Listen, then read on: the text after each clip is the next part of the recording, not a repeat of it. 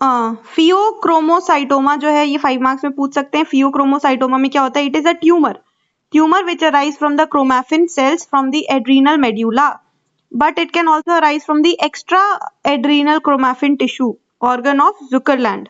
ठीक है, तो यहाँ पे क्या है कि अल्टीमेटली यहाँ पे ट्यूमर बन रहा है। ठीक है, ट्यूमर बन रहा है कहाँ का, कौन सी सेल से?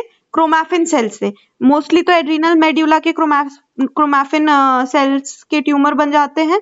अदरवाइज तो क्या होता है, एक्स्ट्रा एड्रीनल जहां जहां पे भी क्रोमैफिन टिश्यू होगा, फॉर एग्जाम्पल ऑर्गन ऑफ जुकरलैंड, वहां का भी ट्यूमर देखने को मिल सकता है। ठीक है, तो फियोक्रोमोसाइटोमा में क्या definition? It is a tumour arising from the chromaffin cells from the adrenal medulla, but it can also arise from the extra adrenal chromaffin tissue organ of Zuckerland.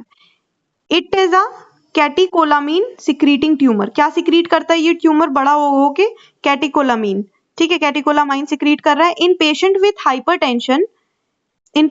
Hypertension, it is 0.1 से 0.6% में present हो रहा है। In total 4% of incidents देखने को मिलते हैं।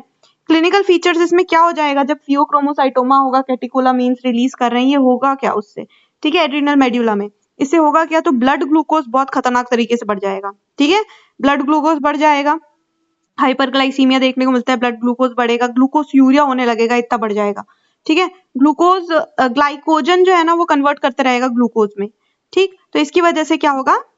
ये कैटिकोलामाइन का काम है, ग्लाइकोजन को कन्वर्ट करना ग्लूकोज के अंदर, कैटिकोलामाइंस का काम है। ये खतरनाक तरीके से एलिवेटेड ब्लड ग्लूकोज लेवल, ग्लूकोसूरिया होगा, हाइपरटेंशन भी होगा इसमें, हाइपरटेंशन, हेडेक होगा, हेडेक, हाइपरटेंशन, उसके बाद इंक्रीज मेटाबॉलिक रेट, डायफोरेसिस, बहुत पसीना, ठीक है, बहुत ज्यादा स्वेटिंग होगी, डायफोरेसिस होगा, एजिटेशन होगा, हेडेक है, रैपिड पल्स होगी, पाल्पिटेशन, इमोशनल आउटबर्स्ट देखने को मिलेगा, emotional instability, nausea, vomiting, emotional level पे भी इंस्टेबिलिटी देखने को मिल रही है, साथ में उसकी पाल्पिटेशन, मेटाबॉलिक रेट बढ़ जाएगी, हेडेक, हाइपरटेंशन, डायफोरेसिस वगैरह, nausea, vomiting, acute attack, profuse, acute attack में क्या होगा? प्रोफ्यूज डायफोरेसिस, पूरा खतरनाक तरीके से स्वेटिंग होगी, डायलेटेड प्यूपिल्स हो जाएंगे, कोल्ड एक्सट्रीमिटी, हाथ पैर ठंडे पड़ जाएंगे, एंड सीवियर हाइपरटेंशन देखने को मिलेगा। डायग्नोसिस कैसे करेंगे? तो बायोकेमिकल टेस्ट के अंदर बहुत ज्यादा इंक्रीज फ्री कैटेकोलामाइंस लेवल्स देखने को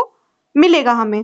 ठीक है, और क्या कहाँ पे इंक्रीज कैटेकोलामाइंस और देयर मेटाबोलाइट्स? इन यूरिन, और यहाँ पे लिखा है कि वीएमए का जो लेवल है, वेनिलील मेंडेलिक एसिड, वीएमए इन द यूरिन, ये भी बढ़ा हुआ होगा, ये भी हेल्पफुल है।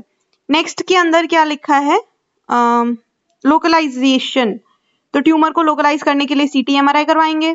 ठीक है, और मैनेज कैसे करेंगे? सर्जिकली रिमूव करना पड़ेगा उस ट्यूमर को। ठीक, और बीपी को भी मैनेज करके चलना पड़ेगा क्योंकि हाइपरटेंशन देखने को मिल रहा है यहाँ पे, तो बीपी मैनेजमेंट भी इंपॉर्टेंट है। ये हो गया हमारा फियोक्रोमोसाइटोमा के बारे में।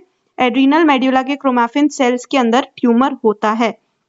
एक्स्ट्रा एड्रीनल के क्रोमैफिन टिश्यू में भी होगा, तो उसको ऑर्गन ऑफ जुकरलैंड कहते हैं। कैटेकोलामीन सिक्रीटिंग ट्यूमर है ये, और सिम्टम्स के अंदर high blood glucose level, glucose urea देखने को मिलता है, हाइपरटेंशन, हेडेक देखने को मिलेगा, इमोशनल इंस्टेबिलिटी हो जाएगी, एक्सेसिव डायफोरेसिस देखने को मिलता है, पाल्पिटेशंस वगैरह, रैपिड पल्स हो जाएगी उसकी, नॉशिया, वॉमिटिंग के साथ।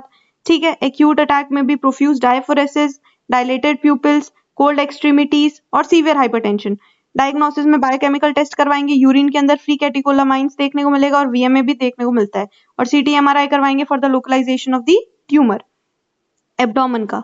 और मैनेजमेंट वही है, surgical removal of the tumour, और साथ में मैनेजमेंट ऑफ द बीपी करना पड़ेगा, ब्लड प्रेशर।